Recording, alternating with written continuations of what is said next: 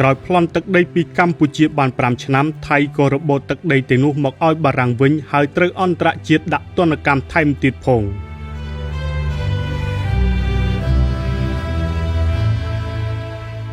ខ្ញុំសូមជម្រាបប្រិយមិត្តដោយសង្ខេបថាថៃដែលជាសម្ព័ន្ធមិត្តរបស់ជប៉ុនក៏ធ្លាប់ប្រកាសសង្គ្រាមជាមួយចក្រភពអង់គ្លេសនិងសហរដ្ឋអាមេរិកផងដែរដើម្បីជួយជប៉ុនច្បាំងយកទឹកដីដែលស្ថិតនៅក្រោមអាណានិគមអង់គ្លេសនៅអាស៊ីដូចជាទឹកដីម៉ាឡេទឹកដីភូមាជាដើមនេះមិនទាន់និយាយដោយការច្បាំងគ្នាដោយត្រង់ជាមួយបារាំងដើម្បីឈ្លានពានយកទឹកដីកម្ពុជានិងលាវផងទេសន្ធិសញ្ញាបារាំងសៀមចុះថ្ងៃទី9ខែឧសភាឆ្នាំ1941នោះគឺដោយសារតែបារាំងទទួលការគាបសង្កត់ពីអាល្លឺម៉ង់ផងនិងជប៉ុនផងដែលធ្វើឲ្យទឹកដីផ្នែកពាយ័ព្យនិងផ្នែកខាងជើងនៃប្រទេសកម្ពុជាត្រូវធ្លាក់ទៅក្នុងការគ្រប់គ្រងរបស់សៀមសាជាថ្មីពួកសៀមនេះវាក្រឡោះអណ្ដាតផ្លាស់ប្ដូរចិត្តលឿនណាស់ដោយមើលឃើញពីស្ថានភាពពិភពលោកមានការប្រែប្រួលដែលហេតុថានៅខែមិថុនាឆ្នាំ1944ពួកសម្ព័ន្ធមិត្តបានវាយដណ្ដើមបានប្រទេសបារាំងពីកងទ័ពណាស៊ីអាល្លឺម៉ង់ហើយប្រទេសអ៊ីតាលីដែលជាសម្ព័ន្ធមិត្តរបស់អាល្លឺម៉ង់និងជប៉ុននោះក៏បានដកខ្លួនចេញពីឆាកសង្គ្រាមទៀតផងនោះពួកថៃក៏ស្រាប់តែប្រឆាំងនឹងការដឹកនាំរបស់ផ្លៃវិបុលសង្គ្រាមប្រឆាំងនឹងវត្តមានកងទ័ពជប៉ុននៅប្រទេសខ្លួនទៅវិញកុំភ្លេចថានៅមុននេះពួកថៃជាសម្ព័ន្ធមិត្តជាអ្នកជួយជប៉ុនធ្វើសង្គ្រាមនៅឡើយទេពិតណាស់ពួកអ្នកនយោបាយថៃបានបំផុសប្រជាជននិងក្រុមនិស្សិតថៃបាតកម្មទាមទារឲ្យវិបុលសង្គ្រាមមេដឹកនាំនិយមសង្គ្រាមចុះចេញពីតំណែងជានាយករដ្ឋមន្ត្រីទីបំផុតនៅថ្ងៃទី1ខែសីហាឆ្នាំ1944ផ្លៃវិបុលសង្គ្រាមអ្នកជំនិតបំផុតជាមួយជប៉ុននោះក៏ត្រូវបានគេធ្វើរដ្ឋប្រហារទម្លាក់ពីនាយករដ្ឋមន្ត្រីនៅចុងសម័យសង្គ្រាមលោកលើកទី2ពោលគឺនៅថ្ងៃទី15ខែសីហាឆ្នាំ1945ប្រទេសជប៉ុនបានទទួលបរាជ័យយ៉ាងធ្ងន់ធ្ងរបំផុតក្រោយរងនឹងការទម្លាក់គ្រាប់បែកប៉ារ៉ាម៉ាណូ2គ្រាប់នៅទីក្រុងហីរ៉ូស៊ីម៉ានិងទីក្រុងណាហ្គាសាគីនៅថ្ងៃទី15ខែសីហាឆ្នាំ1945ថ្ងៃដែលជប៉ុនចុះចាញ់សង្គ្រាមនោះនៅកម្ពុជាឯនេះរដ្ឋាភិបាលថ្មីត្រូវបានបង្កើតឡើងដោយមានលោកសឺង ង៉ុកថាញ់ជានាយករដ្ឋមន្ត្រីការចុះចាញ់របស់ជប៉ុនបានធ្វើឲ្យបារាំងនិងពួកសម្ព័ន្ធមិត្តមានប្រៀបជាងពួកបង្កសង្គ្រាមរួមទាំងថៃគំនិតអាក្រក់នោះផងដែរនៅពេលកងកម្លាំងសម្ព័ន្ធមិត្តបានកាន់កាប់ទីក្រុងភ្នំពេញនៅខែតុលាឆ្នាំ1945លោកសឺង ង៉ុកថាញ់ត្រូវបានចាប់ខ្លួនដោយសារការចូលដៃចូលជើងជាមួយពួកជប៉ុននិងត្រូវនិរទេសទៅប្រទេសបារាំងឲ្យជាប់ឃុំនៅក្នុងផ្ទះក្នុងដំណាក់កាលទី2ដែលបារាំងបានចូលមកគ្រប់គ្រងឥណ្ឌូចិនរួមទាំងកម្ពុជាផងនោះបារាំងបានចាប់ផ្ដើមតវ៉ានិងទាមទារយកទឹកដីកម្ពុជាដែលថៃបានកាន់កាប់អស់រយៈពេល5ឆ្នាំមកវិញប៉ុន្តែនាដំណាក់កាលដំបូងថៃមិនចង់ប្រគល់ទឹកដីទាំងនោះមកឲ្យបារាំងដែលតំណាងឲ្យកម្ពុជានិងលាវវិញនោះឡើយដូច្នេះការទាមទារទឹកដីខេត្តបាត់ដំបងនិងខេត្តសៀមរាបឲ្យមកកម្ពុជាវិញនោះគឺត្រូវធ្វើឡើងជាច្រើនដំណាក់កាល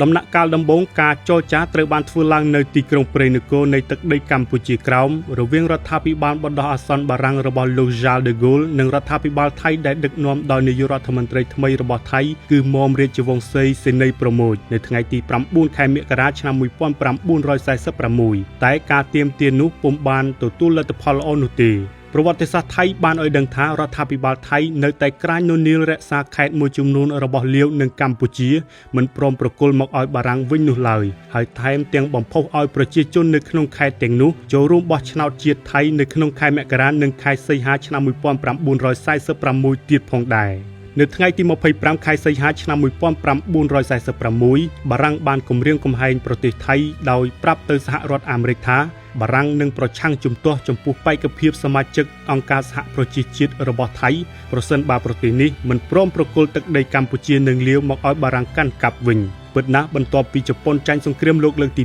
2ថៃបានលងខ្លួនជ្រៅទៅក្នុងកំហុសទៅហើយដែលពិភពលោកមើលឃើញថាប្រទេសថៃនេះគឺជាប្រទេសបោកប្រទេសខូចព្រោះគាំទ្រជប៉ុនក្នុងពេលឈ្នះសង្គ្រាមនៅអាស៊ីដល់ពេលជប៉ុនចាញ់សង្គ្រាមក៏ក្រឡាស់ប្រឆាំងនឹងជប៉ុនវិញដោយពួកគេគ្រាន់តែធ្វើនយោបាយផ្លាស់ប្ដូរមេដឹកនាំដែលគាំទ្របរទេសរៀងៗខ្លួនប៉ុណ្ណោះលុះដល់ដំណាក់កាលសុំចូលជាសមាជិកអង្គការសហប្រជាជាតិសហរដ្ឋអាមេរិកចក្រភពអង់គ្លេសនិងសាធារណរដ្ឋបារាំងមិនចង់គាំទ្របេក្ខភាពប្រទេសខូចមួយនេះនោះឡើយ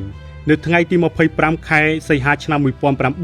1946សហរដ្ឋអាមេរិកបានហៅភាគីខាងបារាំងនិងភាគីថៃមកសម្រុះសម្រួលនៅទីក្រុងវ៉ាស៊ីនតោនដែលមានព្រះអម្ចាស់វ៉ាន់វៃផាយ៉ាកននិងតំណាងទូតបារាំង ទីបំផុតនៅខែមករាឆ្នាំ1947ប្រទេសថៃក៏បានបង្ខំចិត្តយល់ព្រមប្រគល់ខេត្តទាំងឡាយនៅឥណ្ឌូចិនទៅឲ្យបារាំងជាថ្នូវនឹងការសន្យារបស់បារាំងថានឹងមិនបដិសេធការសុំចូលជាសមាជិកអង្គការសហប្រជាជាតិរបស់ប្រទេសថៃការស្នើសុំចូលជាសមាជិកអង្គការសហប្រជាជាតិនេះគឺមានសារៈសំខាន់ចំពោះប្រទេសថៃខ្លាំងណាស់ពីព្រោះធ្វើឲ្យប្រទេសនេះត្រូវបានទទួលស្គាល់ជាអន្តរជាតិហើយរួចផុតបន្តិចម្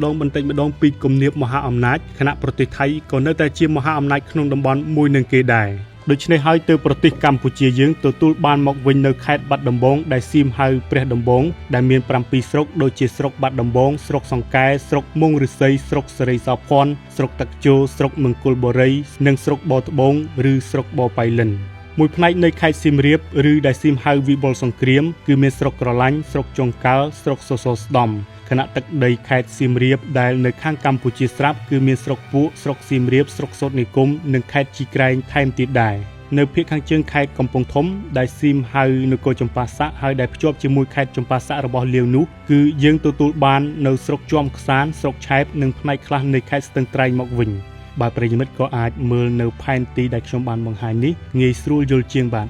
ខ្ញុំសូមជម្រាបបន្ថែមថាមកដល់ឆ្នាំ1954ស្របពេលដែលប្រទេសកម្ពុជាយើងកំពុងទាមទារឯករាជ្យពីសាធារណរដ្ឋបារាំងក្រោមព្រះរាជបូជនីយកិច្ចរបស់ព្រះបាទសម្ដេចព្រះនរោត្តមសីហនុព្រះបរមរតនកោដ្ឋនោះពួកសៀមឈ្លានពាននេះបែរជារំលោភលើស្មារតីច្បាប់អន្តរជាតិទាំងឡាយហើយបញ្ជូនកងទ័ពឲ្យចូលឈ្លានពានតំបន់ប្រាសាទព្រះវិហារនិងតំបន់ព្រំដែនមួយចំនួនរបស់កម្ពុជាយើងកាលពីឆ្នាំ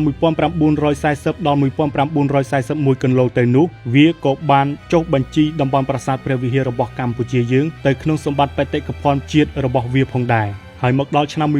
1954ដល់ឆ្នាំ1962វាក៏បានចូលឈ្លានពានតំបន់ប្រាសាទព្រះវិហារយើងដោយខុសច្បាប់ថែមទៀតដោយពួកយោធាថៃវាយល់ថាអត់ពីមហាអំណាចបារាំងទៅកម្ពុជាមកជាគ្មានកម្លាំងយោធាគ្រប់គ្រាន់មកប្រឆាំងជាមួយនឹងពួកវាបាននោះឡើយប៉ុន្តែដោយដែលលោកអ្នកបានដឹងហើយថាតំបន់ប្រាសាទព្រះវិហារត្រូវបានតុលាការអន្តរជាតិ ICJ កាត់សេចក្តីដោយយោងទៅលើច្បាប់អន្តរជាតិថាជាកម្មសិទ្ធិរបស់ប្រទេសកម្ពុជាយើងយ៉ាងពិតប្រាកដថៃមិនអាចចូលឈ្លានពានបាននោះឡើយ